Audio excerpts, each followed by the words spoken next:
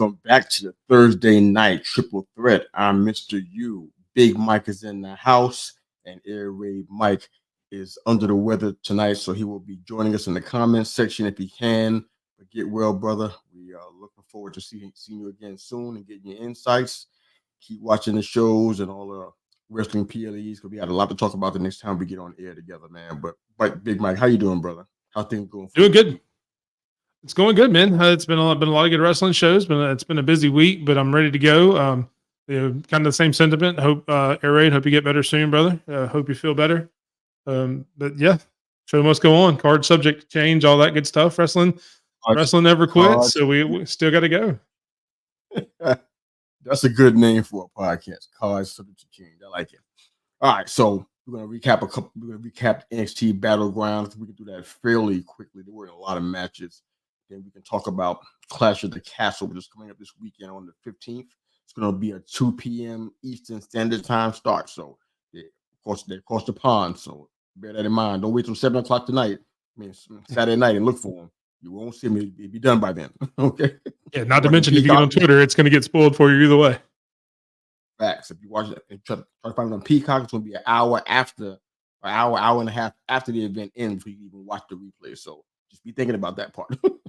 It's going to be 2 p.m. Eastern Standard Time for Clash of the Castle. Of course, we got a few votes for our poll to discuss the TNA PLE on the 14th. I think it's Friday against all odds. So if you guys got questions about that, show or anything that's going on, by all means, let us know. We got they got a show tonight. That's going to be their go home show. So Friday, that's when they're going to have the live event. So we don't know what's going to happen tonight because we're not watching it right now. But if you are, and you're watching TNA while we're on this show, which is kind of rude, if you're watching TNA while you're on the show, hit us up with whatever you're hearing, what you're seeing there, any highlights or items that you think are good storyline wise, and we'll discuss it here as we can during the course of the show, man. So, all right, you ready to roll, brother? Yes, sir. Put in that work. Let's go. Yeah, ring the bell. Right, let's do it. Ding, ding, baby. All right, we got some comments. Oh man, Herman Rogers podcast, give us some love, and we love you guys. Love you guys too. What's up, guys? Thank you for joining us out here. All right, awesome question by the Herman Rogers podcast. Also, they said if Alabama, Oklahoma, and Michigan were wrestlers, which wrestlers would they be? Can we take a little time to come back to this one? I need a little time to make some notes and think about this one. I think offline you have some ideas about the answer, but I personally don't know. Like, it's going to take some thought. I had an idea about two of them, but I have to think about the third one. So yeah, we'll come back and we'll address it at some point during the show. We'll answer that one, but yeah, I do need a little time to think about one of them. This is deep, man. This is actually one of those questions that I like. It's a thinking man's question. So I know who, this came from a thinking man, because it's most definitely that. All right, and while you're in the comment section, if you have any thoughts about TNA or you're actually watching, because they probably already started this show probably about an hour ago, so we probably already have highlights already. So if you have any questions about what's going on with TNA or something that you see that you think we want to know about, send it our way. And of course, the PLE is tomorrow. I'm guessing it's probably a 7 p.m. or 8 p.m. start time. Let us know what matches you're actually excited about. What do you want to see? Are you excited about Moose and Matt Hardy for the world title? Are you excited about the Nemeth brothers fighting for the tag team championship? How are you feeling about some of the matches? I mean, we talked about offline about Trent Seven and Mustafa Ali. I'm like, that's going to be definitely a power pack match. So some good matches on that card. So if you got some comments about it, you think you want to share a few anecdotes about TNA overall, or just the match for tomorrow, the matches for tomorrow, by all means, reach out to us here and let us know what you're thinking. You know, to hear that. What's up, Lady Alpha? Thank you for hitting the like and subscribe button. We always appreciate that. We're trying to get somewhere there, and subscriptions help us get there. So we're excited about that. All right, we got some other questions here that we're going to be running off of you guys to be thinking about before we get into our recap for NXT Battleground. What's the best landing spot for the new free agent Ricochet? I shared it on my Twitter page, but I thought was the best landing spot. But want to hear you guys' thoughts on that one. And lastly, which current wrestler has the best entrance music? Don't be trying to pick The Undertaker. That answer is invalid. You don't wrestle. Cold. No. I love that entrance music, but you can't use it. In fact, you can't. I don't think you can use The Rock either. I'm gonna think about that one. Can you use The Rock? I'm I not mean, sure. technically, he's coming back. Yeah, but is he back now? Not right now. And I actually just saw some shots. I guess he posted something from a movie where he just got pretty serious. Like looks like a big elbow injury. His whole elbow is like one giant bruise. So hopefully he's not too injured. I hope you feel better, Rock. Finish your movie and come back home, wreak some havoc with the bloodline or the faux bloodline or whatever we're calling Solo's group now. I mean, come back and boss. It's all good, man. But I don't know if part timers count in answer to this question, but you guys think about it, share your answers, and we'll let you know if it's good or not. That's what we do anyway, right? All right. So, NXT Battleground. Did you get a chance to watch that, by the way? What'd you think about it overall? What'd you see that jumped out at you? I did get a chance to watch it. So Oh yeah, I watched every minute of it. I thought it was a really good show. I had a recap on my podcast, the Running Podcast, this past Sunday, and just to kind of give some highlights. Oh wait, stop. Tell everybody about that part. We'll come back to Battleground. I want everybody to hear about the run-in. So go ahead and share that, how it came about, what time you're going to be going live. Share that real quick, man. That's important information. Yeah, definitely. First episode was this past Sunday. I did a full in-depth recap of Battleground, and we're going to touch a little bit of it here in this show. But if you want to catch my feelings on the whole card, it was Sunday. It's called the Running Podcast. You can go to @_BigMike27 on YouTube. Make sure you like and subscribe. Hopefully I can get to 50 subscribers so we can go live. That's just one of the things YouTube has. You can't go live until you hit 50 subscribers. But yeah, I mean, right now I'm looking at doing it kind of an offshoot of us, because obviously this is one of the big reasons that I started it. Between you, Air Raid, Herb and Raj, and a lot of other people I posted on Twitter have been encouraging me, especially you guys that have let me come on and kind of have a platform on a podcast in front of a camera, to kind of get my feet wet, things like that. And it gives me the confidence to be able to go on there and do my own show. So, I couldn't do it without paying homage to this show and the Herb Raj podcast. So I'm thinking right now we're going to start doing it on every Thursday that we don't have a live show. I'm going to have a taped or recorded show. And then if it starts getting bigger and stuff like that, we may do another night just so I can have a weekly thing. But I want to do it right now as kind of a subsidy on nights, because I know right now we're just doing pre and post PLE or pay-per-view shows. So only a couple shows a month. So I want to supplement that to make this show better as well. And so that'll be the run-in. It's kind of an app name because I'm doing a run-in instead of us having a Thursday night triple threat match. I'm going to kind of do a run-in just to keep us fresh in your mind, just to keep us on TV, so to speak, and to keep everybody talking about us and myself. So yeah, definitely @_BigMike. It's going to be called the run-in, and look forward to having a lot of you guys, especially when I can go live, doing live shows and having the interaction that we have here. Oh, man, that's awesome, man. I'm excited, man. Congrats to you, brother. We're going to get to those 50 subs, man. Do all I can. I mean, I'm promoting your stuff regardless. Anyway, I didn't get a chance to see you live or your first show, but just keep feeding me, brother. I'll promote the heck out of it, because I mean it's us, we family, man, and we're doing something big here. So I'm going to definitely help you out, man. I know that interesting. I mean, I know a lot of folks are just, sometimes communication is not always the strongest, man. But I know more than 50 people on that platform alone that love wrestling. Like, come on, it should be easy to get that done. So hopefully between us and between the three of us, and matter of fact, if you count our fam that's just been supporting us from the start, like Lady Alpha and the Herb and Raj podcast, man, you can get to 50, man. You can get to 50. Sir. Oh yeah, and please leave comments on, especially go back and watch that first video. Leave comments, because obviously with me doing this, I'm still new. I'm learning a lot. Any feedback from any viewer is always appreciated. So make sure you go comment. You can follow me on Twitter @_BigMike27, which I know we'll get to. But I'm always up for constructive criticism. If you love it, you love it. If you think I need to improve, please let me know, because just like this, I'm always looking to put out the best content for you guys. You're getting love right here, man. Two of the greatest people of all time. That's high praise, man. That is high praise, but man, we love you back, brother. Thank you so much for your support, man, and for what you're doing behind the scenes and in front of the camera, man. We appreciate you so much, man. And like Lady Alpha said, man, we're super excited. I am most definitely excited about the run, and I hope I get a chance to help you out with that, man. I'm super excited for you, man. It's pretty awesome, man. All right, so let's go ahead and jump into NXT Battleground. I cut you off, man, but the run-in was just, I was so hot. I had to go ahead and get you to get into it a little bit. Okay, so jump in now. So you got a chance to watch NXT Battleground. I think I did. Yep. I did. Most of us probably did. Hopefully, what'd you think? What stood out, man? What kind of take do you have on the entire PLE as a whole, man? What you thinking? I mean, as a whole, I would say it's a B+ or an A. I mean, I really enjoyed the entire show. I don't think there was a. I don't think there was a. Has to be a B+ or A, man. Come on, man. Well, because they're right there. It's right there. I'll go A. I'll go A. This is what was an A.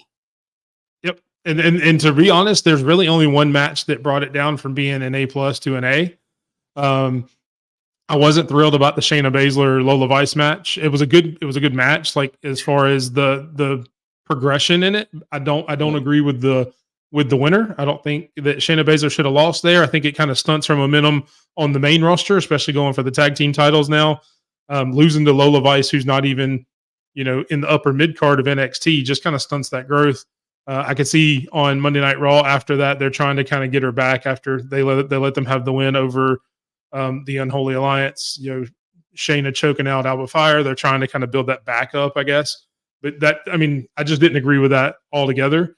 And that was really the low light of the PLE for me, but it still wasn't a bad match. I mean, they still had really good chemistry. They still fought really well. Just that decision kind of killed it. Kind of like we talked about in past episodes, with Will Ospreay winning the title and then automatically going for another title. The story matters to me. You can't kill another story with what you're doing now. And to me, that's kind of what happens when Shayna Baszler lost that match, is it kills her and Zoe Stark going for the tag team titles, because you can't tell me there's any way that there's a chance that they beat Jade Cargill and Bianca Belair if she can't beat Lola Vice. There's no world that makes sense. None whatsoever. I'm not even sure what they're even trying to do with Lola Vice. I mean, I'm not saying she doesn't have talent. I'm never going to, please don't come at me like I'm tearing down. Just not support women's wrestling, women's basketball, you name it. I'm supporting it. I got women in my family, like my mother. So I'm not going to tear her down. But I'm not sure what they're doing with Lola Vice. I'm missing something in this. I don't know why Shayna put her over in this particular situation. Yeah, she's doing something that she is basically an expert at. She is better at it and has done it longer than Lola Vice has. So it's not realistic for her to get a win unless she does it in some way that would be considered underhanded and kind of put some heel heat on her for doing it that way. Not a clean 1, 2, 3. No. Especially in an underground match where it's more an MMA style. If it would have been a regular match, she'd have found a way to, like you said, sneak a win, roll up or something like that, where you can say you snuck a win. Yeah, I can get that because she is the heel in that situation. That's kind of her job. But I mean, she just straight up beat her in an MMA fight, essentially, for WWE standards. And I mean, I just don't see it. It's not the key. Nothing to see. It's not right. Evening, Raj. But hold on. Yes, sir. What's up, Raj? Evening Raj podcast, man. You can find them guys every Tuesday night at 8 p.m. Central Standard Time. These guys, they are college football experts, but they talk NFL. They talk a little basketball from time to time too. These guys know their stuff. Check them out. 8 p.m. Central Standard Time. The Herb and Raj podcast. RODG, by the way. Herb and Raj podcast. All right. So what were you saying, brother? I'm sorry. Go ahead. So, but on an upside, I mean, I thought the other matches were good. Trick and All Ego, Ethan Page was a good match. The right winner. You could tell that they didn't want Ethan Page to look too bad, so they let the distraction, his ego, so to speak, kind of get in the way. Arguing with the ref, getting distracted. So it was a decent finish there. And obviously, I didn't think they were going to take the belt off of Trick this quickly, so I didn't think he was going to lose either way. And you will see when you go back and watch the run in. My favorite match of the night, which I'm sure is no surprise to you either, because we've talked about this, was the triple threat for the North American title with our boy Oba. I mean, just the things that man does in the ring is crazy. The whole Wesley thing where he throws him off the top rope like 20 feet in the air, and catching him with the power bomb at the end. Coming off the top rope, Wesley does the jump, catches him, power bombs him, and then turns around and pop up power bombs Joe Coffey. It's one thing to catch Wesley, who may weigh $150, maybe $175, but Joe Coffey's a big dude. And to do a pop-up power bomb on a guy that size, there's nothing. I mean, let Oba drop the title at some point, put him in the main roster today. The dude's got it. He's by far my favorite wrestler in NXT.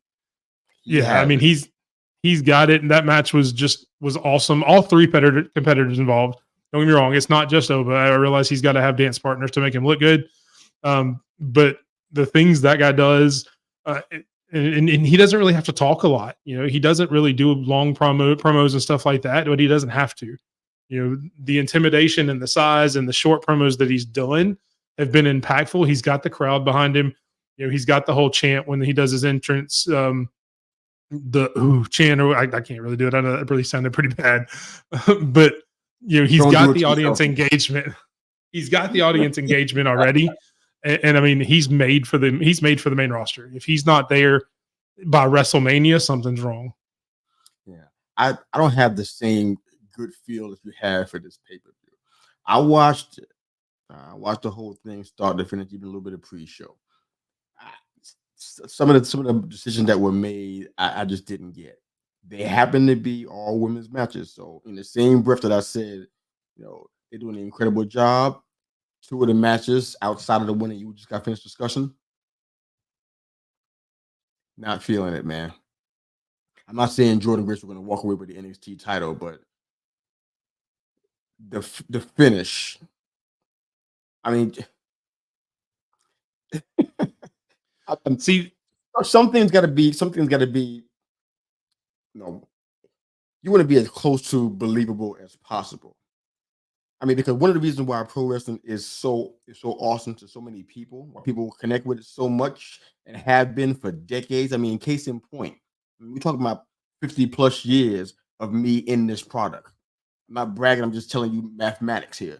It's been a long time, and I connected because not only did I feel like I could do a drop kick or a backflip, some of those things I could do, but I connected because I felt like, you know, in any situation, anything is possible, you know? Mm-hmm. And that's what made even the person who was just the youngest, the scrawniest at school, the one that got picked on, it can be the one that, you know what, someday overcomes the mountain, conquers the mountain and does something great with their life. Wrestling kind of gives you that kind of, you know, vibe. Hope I'm making sense to you, hopefully. Yeah, but definitely. I looked at that match with Jordan Grace and Roxanne Perez. First of all, she's being pushed on us the same way Roman Reigns was being pushed on us as a face. The fans didn't like it. It was force fed, and people had a near violent reaction to it. Until you're talking about Roxanne? No, Roman Reigns. Okay. When he was facing, and Vince was trying to push him as that, the fans didn't take well to it. This situation with Roxanne is similar to that. She's being pushed as a heel, but it's not coming off as natural. She's trying, but it's really forcing. You can see it even in the promos. That's just one aside with that. In this match, she got to be the heel facing Jordan Grace. I get that part. Jordan Grace is the powerhouse. Roxanne is whatever Roxanne is supposed to be in this situation. So the way for her to win this match, which I think she had to win it probably anyway. I didn't think Jordan Grace was going to win it, but it's in the same light that we talked about with the Shayna match and the Lola Vice match. How do you win it? You know what I'm saying? If you really want her to be a heel, you pin Jordan Grace with your feet on the ropes. If you really want to have real heel status, not just talking, but actually real heel status, grab a handful of tights when you're pinning Grace. That leaves Jordan Grace not looking so bad in this situation. That protects her, and it gives you the heel status that you desperately need. That win, the way that she did it, it didn't solve anything. It didn't help her at all. It didn't fix anything. Jordan Grace looks worse, and Roxanne looks like she's better than she probably should have, and it doesn't help her with her heel status that she's trying to go into. So I had a problem with that one. I don't know where I am with Kalani Jordan winning the North American title. I didn't expect it. It wasn't either of our predictions. I think you. I don't think anybody expected that one. Yeah, so I don't know. I'm kind of speechless, to be honest with you. My mouth was wide open when it happened. I'm like, everybody thought it was going to be Sol Ruka. I mean, from weeks ago, from months ago, actually. But so I'm surprised that it was not a her or Fallon. I'm shocked. Matter of fact, you know what? Scratch that. I thought it needed to be Soul or Jada Parker.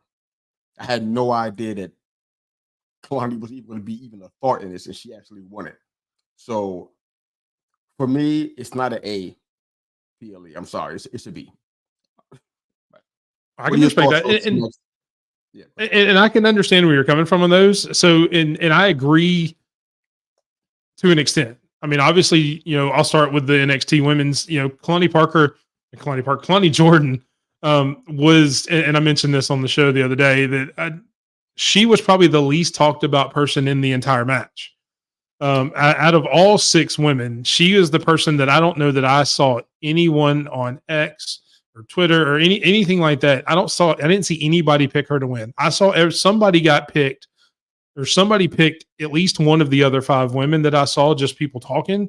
I don't know that I saw anybody ever say Kalani Jordan was going to win. So yeah, I get it. It was a surprise, but with that title, and this is where I kind of counteract my point with the Shayna match. I don't think that kills the story of the NXT North American champion. I don't think you could go wrong with any one of those 6 women. I think everybody in that match could still take it and go and still have a good reign.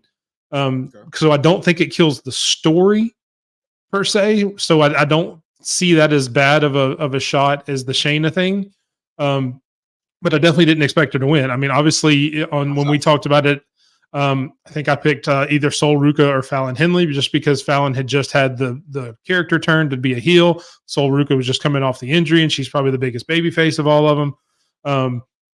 You could obviously Jada Parker, being with OTM and being so hot. She's won a bunch of matches here recently, so obviously she had been talked about. Mia Yim coming from SmackDown, being well talked about. Lash Legend with the stuff with Trick and Metaphor and all that. She's obviously been on TV, been prominent. So really and truly, I don't think you could have gone wrong with anybody winning. I just think that was more of just a shock factor that nobody was talking about it. That's why they made that decision. And again, I don't think it hurts it going forward. I'm definitely shocked. I don't know how it helped. I'm shocked.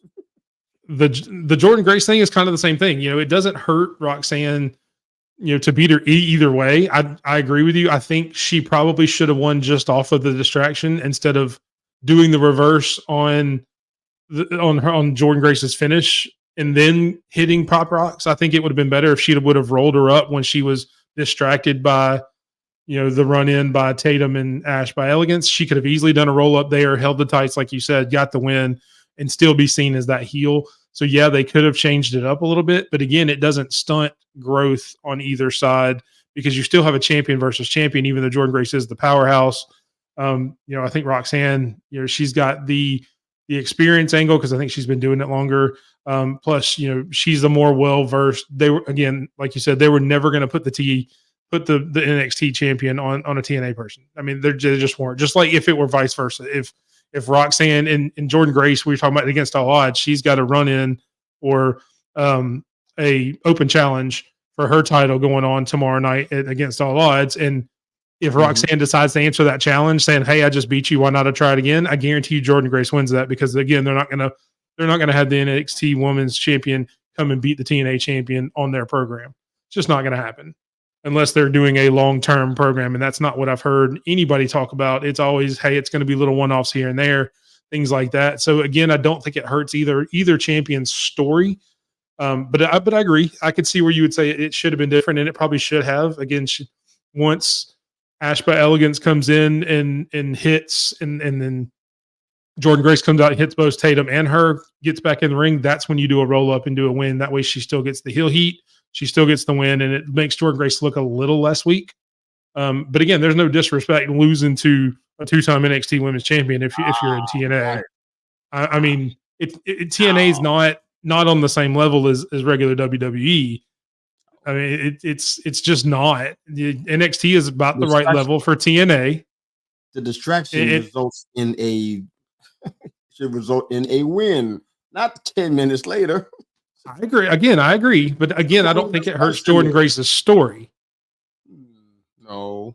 So I don't drop my grade for the PLE because it doesn't hurt the story going forward.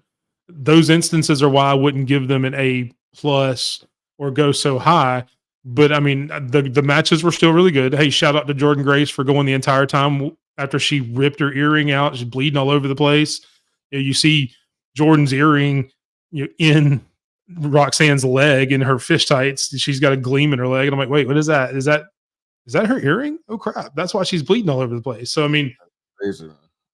It was still to me a really good pay-per-view, even though, yes, there are things I probably would have changed and done slightly different, but I still couldn't take it away because it doesn't hurt the overall story in my eyes. Fair enough, man. I respect that. So anything else on that pay-per-view? If not, we're going to go ahead and move on to the Clash. Anything else on the I mean, that's pretty much it. Yeah, obviously you had the tag team match. Shout out to the Good Brothers for making Axiom and Frazier look like, crazy babyface champions and selling like crazy for them. The Spanish Fly spot was really cool to see Carl Anderson do a Spanish Fly at his age and not being as spry as some of the other guys is pretty impressive. Even though he took the move, but you still got to take it, and they landed it perfectly. But yeah, I mean, I just thought it was a good pay-per-view. Same here, man. We just we don't have the exact same letter grade, but I definitely. And that's what it's all about. Everybody sees it differently. Absolutely. Let's go ahead and run into the Clash of the Castle. Here are the matches that we have so far. I don't think that tomorrow on SmackDown is going to change anything here, but you never know.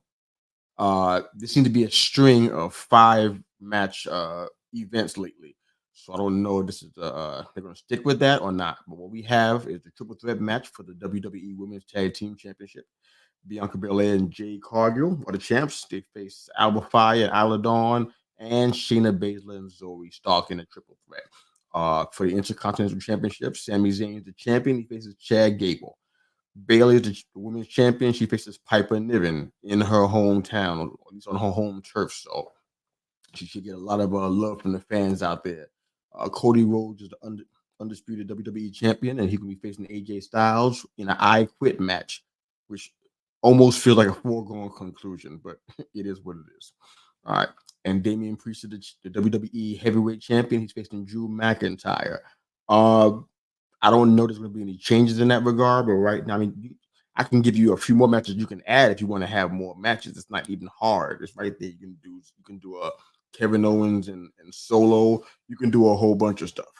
But if you're only going with that 5, all right, what are we thinking just right out of the gate? Strength of the card. Are we looking for any surprises in this pay-per-view? Because it kind of feels like you need to have one for this to be good. Sometimes good wrestling alone doesn't satisfy a lot of typical wrestling fans. They want to have something that shocks them, makes them go, oh, wow, I didn't see that coming.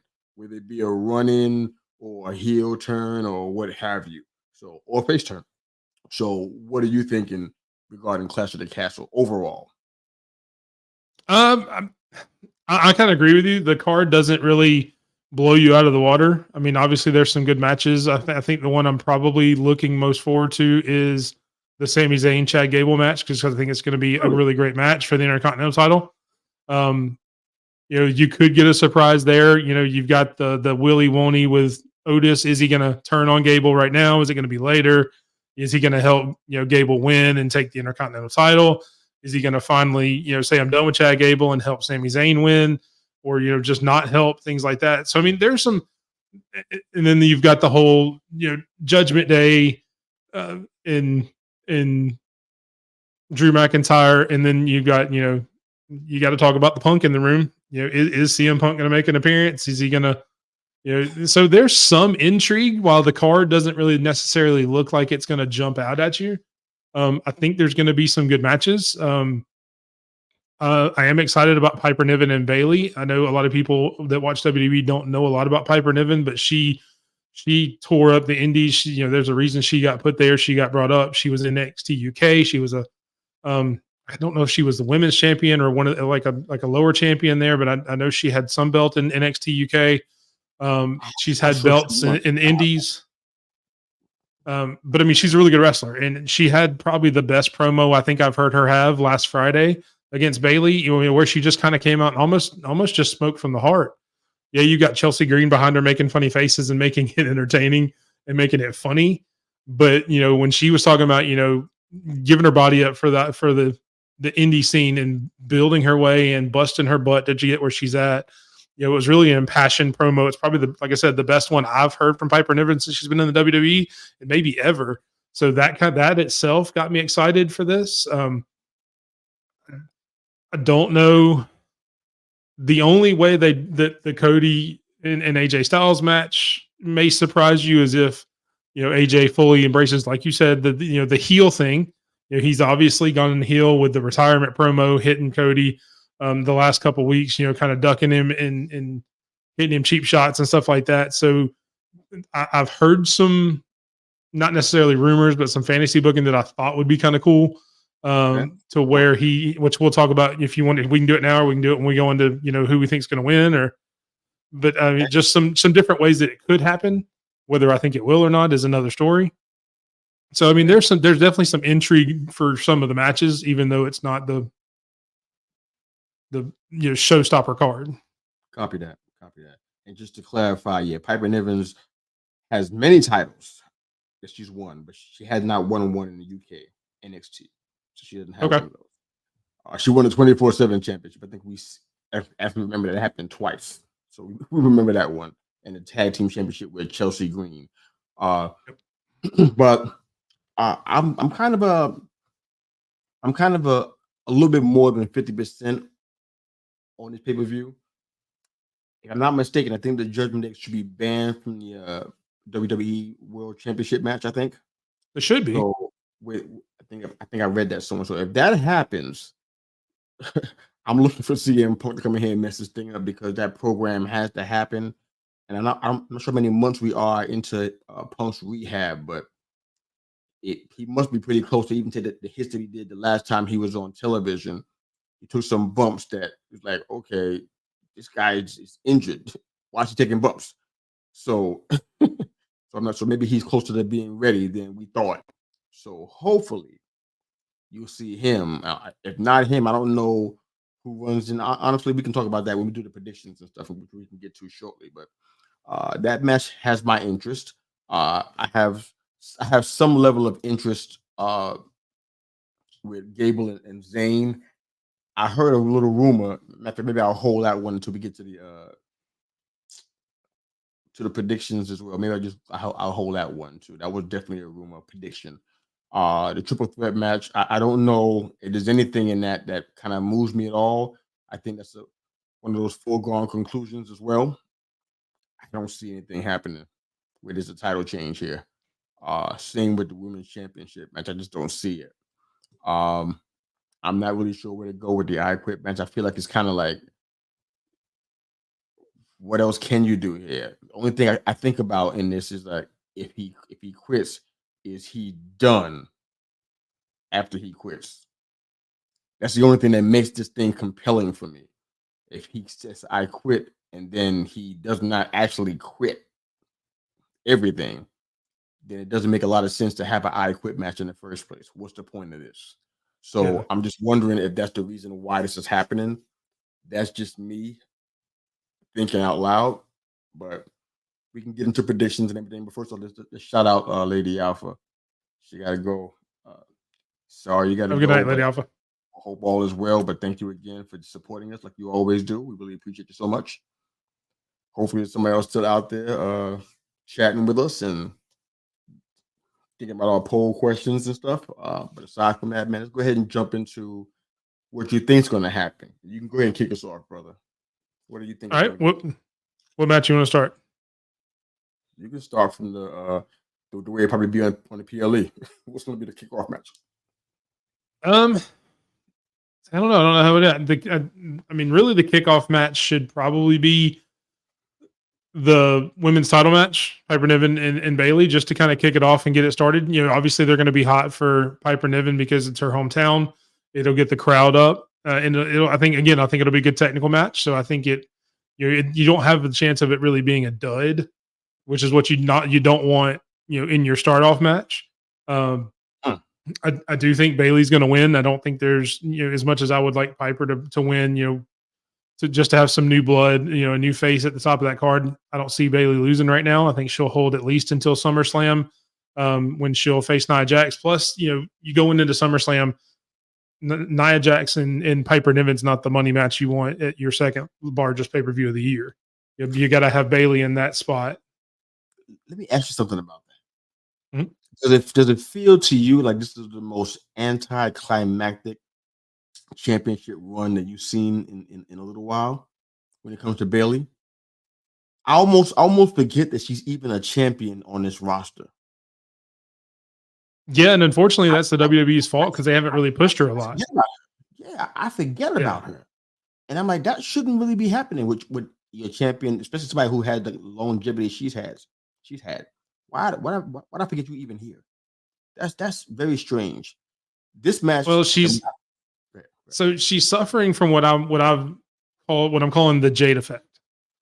You had Jade Cargill come in, who's been a year in the making. They signed her, they've hyped her up as being the biggest free agent in in the women's history or whatever. However you want to look at it.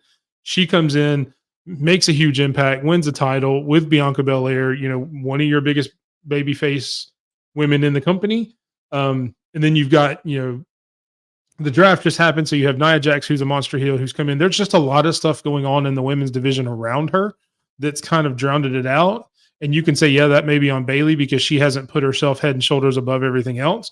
But again, up until now with Nia Jax, they haven't really had a good opponent that's gone up against her. You didn't really have somebody in that spot. They tried to do her and Naomi with, kind of Tiffany thrown in here and there. I think that would have been better just for be her and Tiffany, because Tiffany was kind of that up and coming new girl, kind of the same thing we did with Carmelo Hayes and Cody Rhodes when he first came in. They could have had that same type of match to showcase both of them, and it would have given her a decent win over, an up and coming person that had a little bit more momentum than Naomi. I don't think Naomi's return has been as impactful as most people wanted it to be, as excited as everybody was for her to first come back. It's kind of fallen flat to where, she's not really doing a whole lot now. She hadn't been on TV in a couple of weeks. And there just hasn't been a whole lot for her to do. They've had to build somebody up, unfortunately. And hopefully, you've got 2 months now between now and SummerSlam. Hopefully they can build that story with her and Nia Jax coming out of here to where that makes it a big match, to where, whether or not she wins or not at SummerSlam, it kind of defines her reign as champion there. Yeah. I think Bayley wins this match, but I feel like we need to have a Nia run in this match, or at least after the match. I guess it's still a run in, and then kind of set up for the next, program. Yeah, I would definitely say after the match, because you're going to have Chelsea Green in there causing a lot of distractions during the match. I think if you have somebody else come in and other than Chelsea, who will make it even more entertaining outside, I think it's probably a little too much to it that it takes away from it if somebody else comes in during the match. But definitely Nia coming out after that and just obliterating her, beating her down, as you would expect Nia to do, would be a really good way to kickstart it.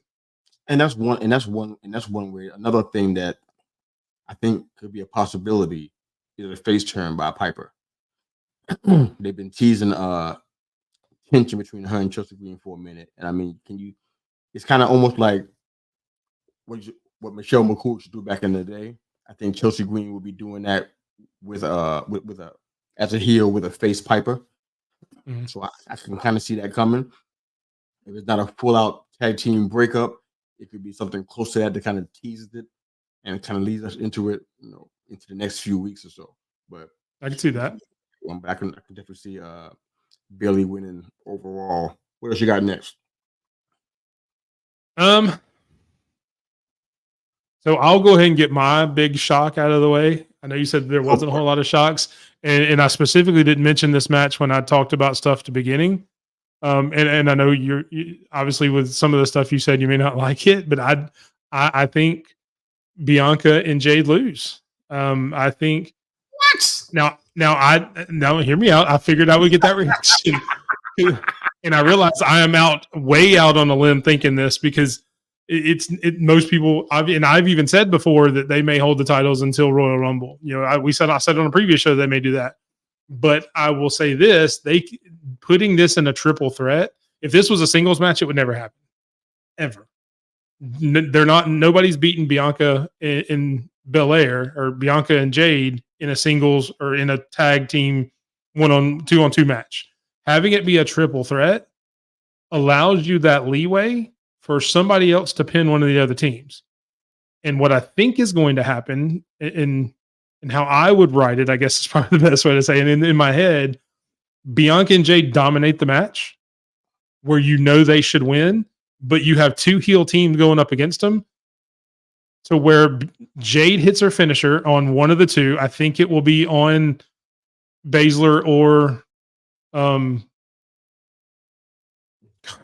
Zoe. I think she'll hit Jaded on one of them, go for the pin, and one of the Unholy Alliance will push her out and take the pin and get the win. Oh, for a couple of reasons. One, you're in Scotland. You got to have at least one Scottish win, and they are from that area, so that's a hometown win for them. It's going to get a pop. They are still heels, so it doesn't mess up the story of having a heel. And this gives Jade something to build on. You can come back on SmackDown the next day, and you can come in and have Bianca and Jade talking. That's a rookie mistake, Jade. You hit your finisher. You got tricked by somebody else. That's something we can work on and build to and make our team better. That gives them that momentum to go forward. You don't have to, I'm not saying tease a breakup yet. They can come back at SummerSlam and win and win again and win the titles again. You get that big moment again. Jade is seen in her development. It doesn't hurt her to take that pin, but I still think it gives you the pop in Scotland with a Scottish team. You know, you've got the build up where it's going to bring Jade and Bianca together, where she can be that mentor that everybody's talked about her being.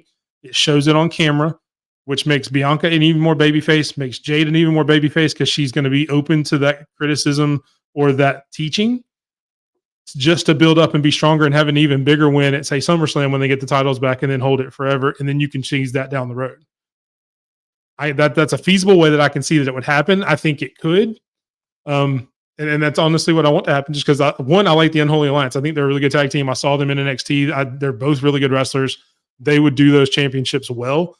It gives you more peril on regular tag team matches going forward. You know, they can go down to NXT, defend them. They can go to either brand, and then there's a little bit of peril that's not there in just a regular tag match.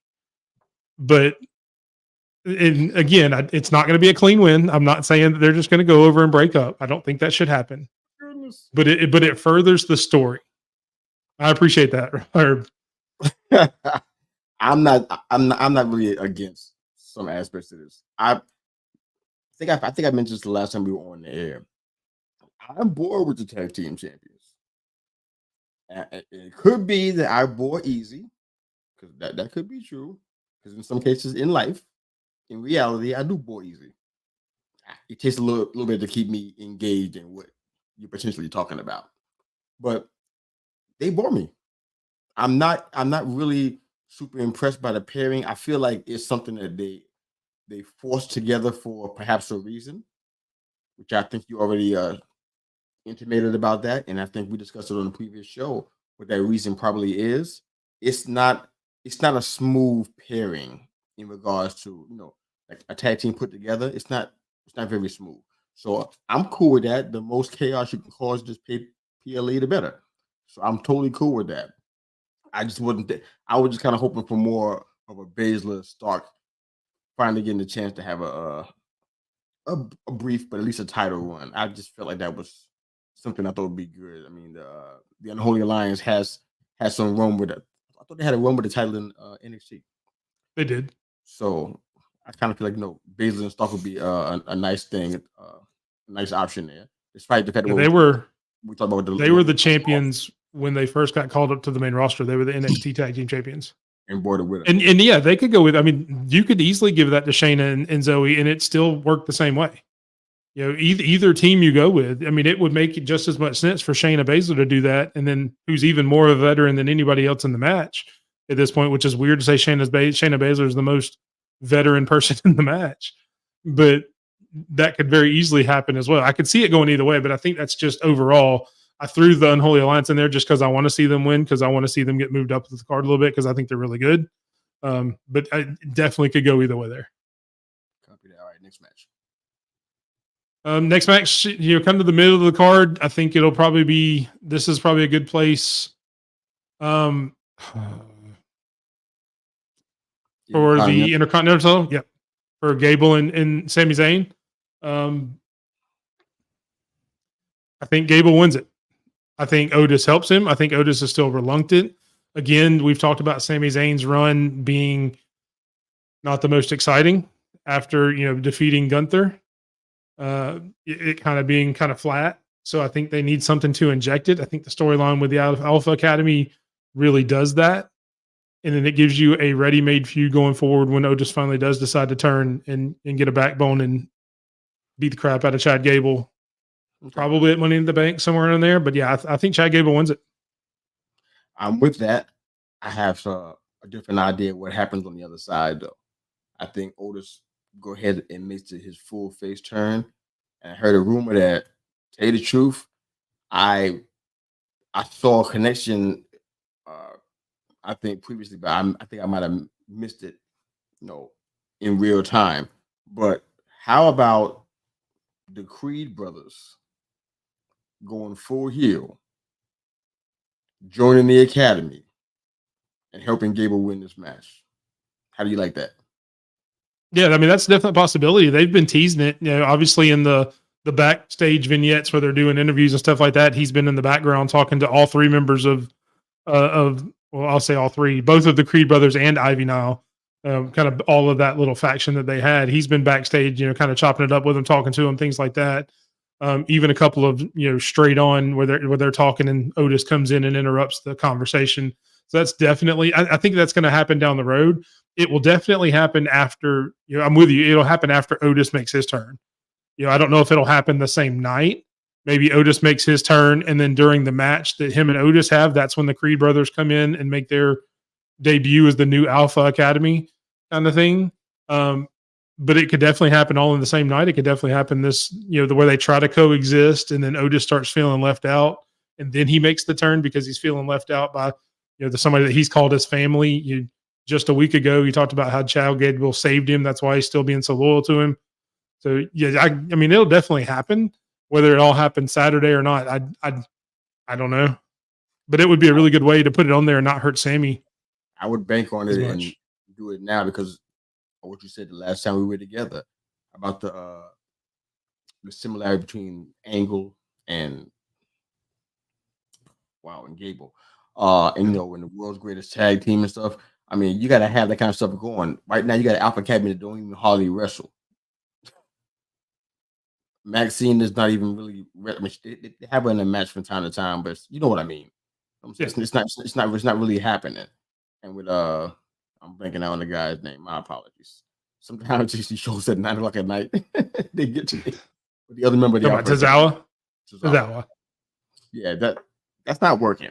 So I feel like they need to address that right away. And this is a great spot to do it if you're going to put the belt on Gable. If you're not, then your idea makes perfect sense. Hold off for a while. But if you're going to put the belt on him, get that stable ready because Maxine and Tozawa can't be there when this happens. Yeah, I can see that. That's a definite possibility. They got to get booted out, courtesy of the Creed brothers and Ivy now. But okay, next match. We got to keep on moving.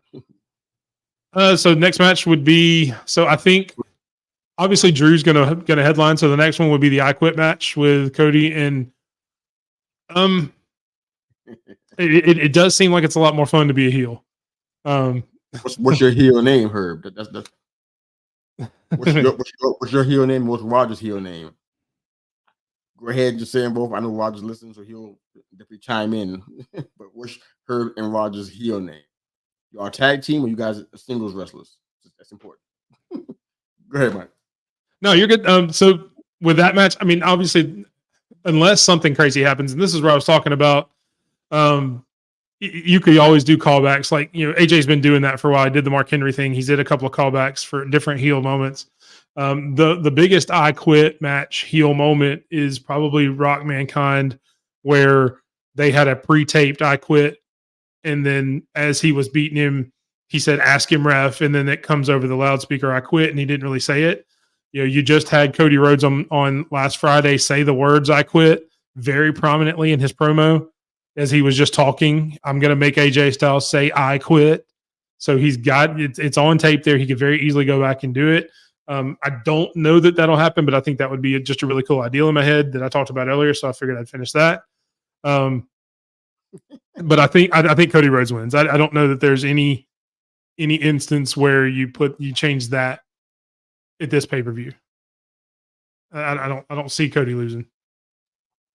Yeah, I don't see that. I do stand on what I said regarding Sammy and Cody's title reigns. They seem to be pretty flat, and I guess if you want to, you can add Billy to that list. It's just like, wow, this is not. As a matter of fact, I can even go back to EO. It's like they're not taking care of the champions very well. Excluding the, well, I'll tell you the truth, I'm not even sure if I can even not put Priest in that same position. It's like it just feels like they focus on something else. It seems like the champions are not where they should be prominently. So there's something going on with that, because now we see a pattern. I just named 4 or 5 people. So now we got a pattern now. So something's definitely going on there creatively. I don't know what it is, but I don't think Cody's going to lose either. I just think that if AJ, and I can't imagine why he would, but if he quits, he feels like he needs to quit. Like quit for real. And I don't know if that's just to go someplace else and kind of get a fresh start, or if he's physically actually done.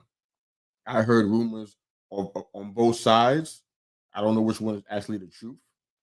I mean, I hate for him to go to AEW because it'd be so crowded.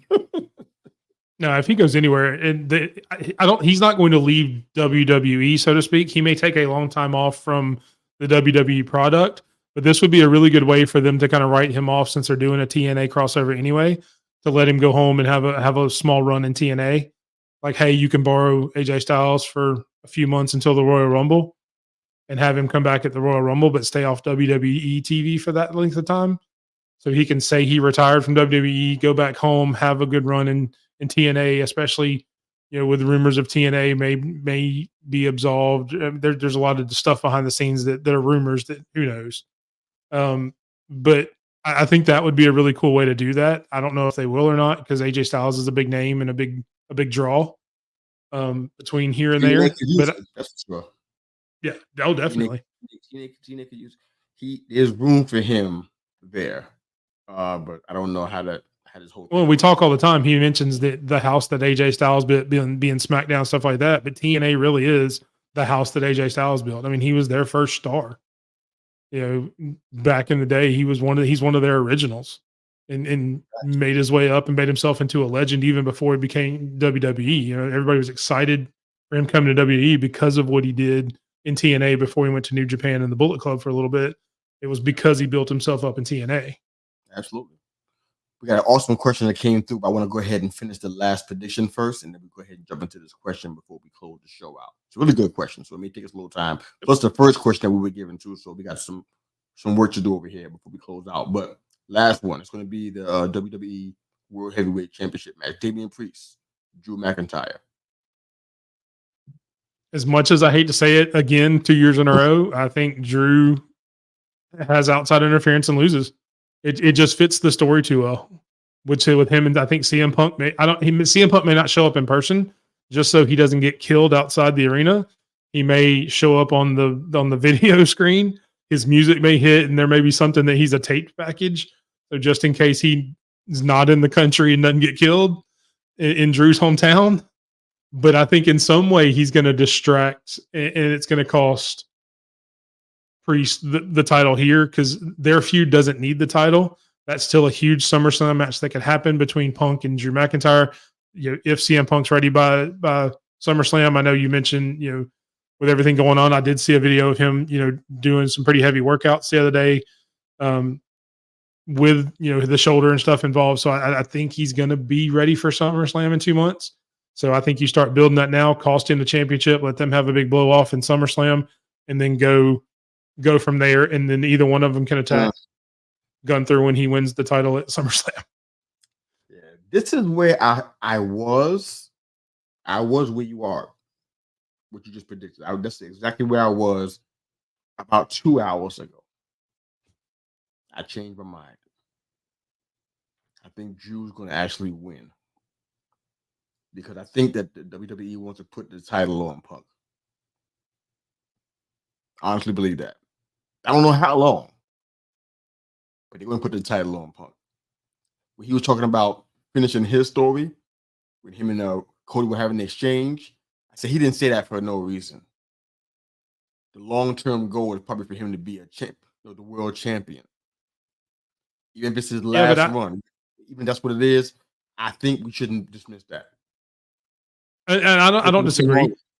Yeah. But to finish his story, I think you have to go back to Royal Rumble where he got hurt and let him finish that story. Because there were those rumors that he was going to win the Royal Rumble and face Seth Rollins. But when he got hurt in the Royal Rumble, they changed it and put it on Cody Rhodes right then and there. And that was a rumor. Don't know that was ever true. Cody may have been the one that was supposed to win it all along, but that rumor was out there. And what better way from him to come back and finish his story this year, to come back from the injury? Hey, I've already beat Drew McIntyre, or however that match goes at SummerSlam. I'm going to enter the Royal Rumble, have Drew McIntyre have the belt by that time. Maybe, however he does it after SummerSlam, or you can let him go after Gunther. Either way, I mean, I would pay to see a Gunther CM Punk match at WrestleMania because that's the second time I've alluded. I think Gunther's going to win at SummerSlam. I just think that's inevitable. Nobody else can take it off of him. Besides Drew, nobody else can take the belt off of him, and it doesn't go down smooth. Yeah, exactly. It's either going to be him. It's going to be either Drew or Gunther. That's why I said put the belt on him. It just makes nobody else can take the belt from CM Punk, and we'll be good with it. Not even Seth. I don't see it. Nah, probably not. Yeah, so but I mean, you could do that later on down the road than trying to do it, right here at SummerSlam. There are better matches that they can have at SummerSlam. Still have Drew and Punk be a huge match at SummerSlam, and then down the road, either have Drew Punk again at WrestleMania or Drew Gunther, whoever has the title at that time, and still let him win the title, or hell, let him win the Royal Rumble and let him go after Cody. Who doesn't want to see Cody and CM Punk go at it? It's an idea. Go without a title. That's what I want to say. But let's go ahead and jump into this next question. It's a great lead into this next question, and then we go back to our other question that we asked at the top of the show about Alabama, Oklahoma, and Michigan. I think I had 3 answers finally. I think I've been working with it. All right, so here is a question from the Herb & Raj podcast. So our brothers in the podcast family says, do you guys enjoy these long title reigns, or do you prefer when the belt changes hands often? I will cite the Roman Reigns title reign. We're talking about 3.5 years. Nothing about me was happy about that. It does something to your heart to watch these matches and then to watch this person narrowly win. I mean, we've seen it back in the days of the territory. Ric Flair, almost every one of his TV matches was almost like that. You thought he was going to lose to Ronnie Garvin, thought he was going to lose to Magnum TA, thought he was going to lose to somebody, and in the very last second something happened and he came away with the title, and he had one of the longest reigns during that time as the NWA champion. It's different. It's AWA, same thing. Nick Bockwinkel, same thing. Vern Gagne had him on the ropes, and it looked like he's going to win the title, and Bockwinkel pulls some kind of sneaky move, thumb in the eye, something like that, pulls out a win. So I got tired of seeing that for 3.5 years. So to answer your question, long title reigns aren't what I want to see anymore. I think because of the attention span of people, forget the traditional wrestling fan, the attention spans of people in general, you, me, him, them, and everybody. A long title reign, we lose interest. And people been on Twitter talking about, oh man, Reigns should have kept the title. Y'all lying. You're not even being honest because you don't really want him to have the title for 5 years. Stop saying that. That's not true. Nobody wants that. Nobody wants that. Creative doesn't have to do any work if you do that. Creative can just sit on their hands and do nothing. It's not going to be a good product to watch. So I'm glad that we're not seeing that. Hopefully, we're not seeing that going further. Like we referenced Cody and Sammy a few weeks ago. So I'm hoping that we do see belts changing hands more often. I think we'll be more entertained by that. I think we'll be more interested in that. What do you think, brother? I think it definitely makes the week to week product more interesting to have them change because there's that air of what's going to happen next week. Obviously, to run the company, you have to have a mixture of both. But I personally enjoy more excitement week to week. As much as I love long term storytelling that I've talked about in almost every video that I've done. You got to have some of those quick changes just to keep the and then the word just went out of my head. Keep the interest, keep the surprise. Every time you have a championship match, you can't just go into that match going, the champion's going to win. Okay, why do I watch it? You got to have that intrigue. So you definitely, I like small changes like that. I will say the long runs that we had were needed, especially for someone like Roman Reigns. And there's a whole reason that they did that. And that's a whole nother video to get into why they had those lengthy title reigns, at least in my opinion. I could talk a whole nother hour why I think that was done. Because I think there were specific reasons that they were done, but you can't have it jump from small title reigns all the time because then it makes everybody look weak. You got to have somebody carry a title for a little while to make them look stronger so you can build the next person up. The longer someone holds a title, the more the next person that beats them, the better they look. That's why when Cody Rhodes won, it made him look like such a great hero because he beat the unbeatable. When Sami Zayn beat Gunther, it made him look like a better champion because he beat the unbeatable. Now, how you've gone about it afterwards, it's been a little lackluster like we've talked, but those moments are what those are made for. You make that person, you make that a bigger deal because they've had that title for 2 years, 3 years, 5 years, things like that. But definitely, like I said, the shorter reigns definitely makes it a lot more interesting week to week. And by shorter reigns, I mean, we talk about the belt changes hands often. I mean, we can interpret that a couple of different ways. When I'm thinking about that, I'm not thinking about, okay, in between pay-per-views, you got the title changing hands 3 times. That's not what I'm talking about. I mean, but it can't be these reigns that are like a year long. I just don't. I lost my taste for it. 6 months, okay. Even 9 months doesn't bother me too much. I consider that more often based on the precedent we've already set for this. But I mean, usually a run is usually in that realm, anyways. It's usually in the realm of 6 to 9 months. The usual, historically, if you go back and look at them, that's kind of where they are. But I'm good with that. But the longer ones, no can do. All right, let's move on to the first question we were given. Are you ready to answer this, man, or are you still stuck with one? Are you ready? No, I'm good.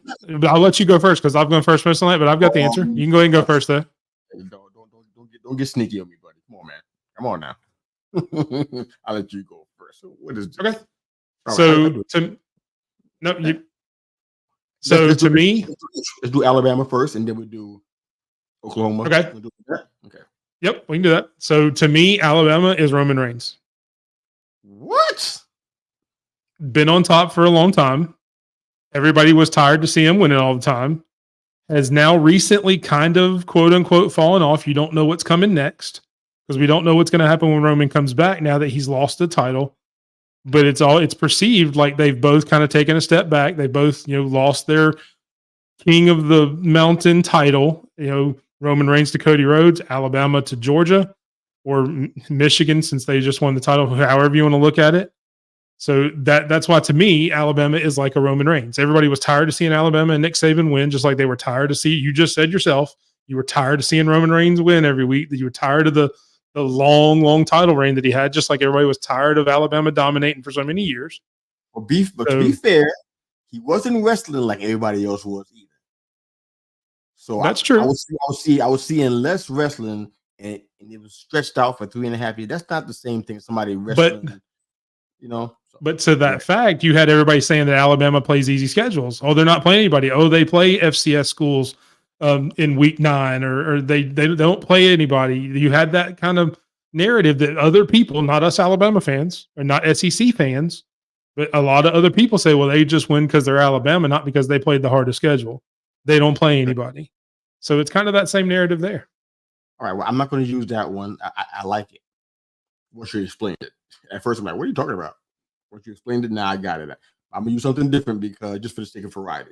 I'm gonna go Alabama is Logan Paul. Doesn't matter how good he is. It doesn't matter what he does in the ring. It doesn't matter what's happening. He still gets hated on. I know Herb gonna love me for that one, but that's for you, baby. No matter what he does, I can see that. He gets hated universally for it, no matter what. I could definitely see that. All right, getting feedback from you, Mikey. All right, is that better? Yeah, I was trying to see where that's coming from. All right, so how about Oklahoma? That was a tougher one for me. I'll start with that one and give you pass you the mic back. With Oklahoma, I went Seth Rollins. And the reason why I did that was because historically, Oklahoma has a legacy of winning. They win championships. They got a history of high win-loss percentages. They're consistent. They're usually always in it. They got a history of winning. They have, in his case, he puts on great matches and he wins titles. He doesn't have a less than 4-star match most any time. So that's why I went with Seth Rollins. How about you for Oklahoma? Kind of in that same thought, I would have said Randy Orton. Just for the same reasons. Can you hear me? I missed that answer. A lot of feedback coming from your microphone. I wonder if anybody's still hearing this or just me.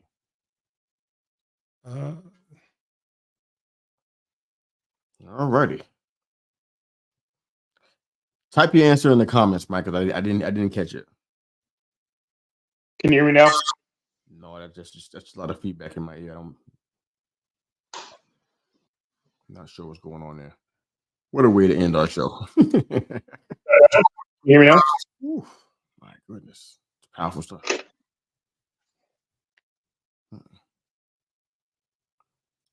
I want to hear your okay. So they can't hear the feedback. Okay. Yeah, type yours in there. You type your Michigan too. Your Michigan one too. With Michigan, I hated to have to use this one, but I didn't know what else to do here. So I picked Cody Rhodes for this one. I couldn't think of a better option in the time that we have for the show. I mean, always kind of coming close and not winning, and finally winning the big one, overcoming the odds and beating the champion. I figured Michigan and Cody Rhodes had some things in common, so that's the one that I picked.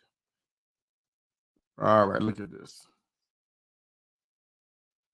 He's getting a Roman Reigns Alabama t-shirt made. Wow. Okay. Can you do that? That sounds pretty awesome.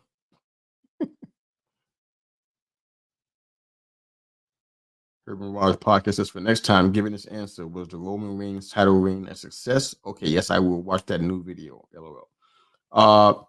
Yes, it was just a success. It brought eyes to the company and kind of brought it to another level.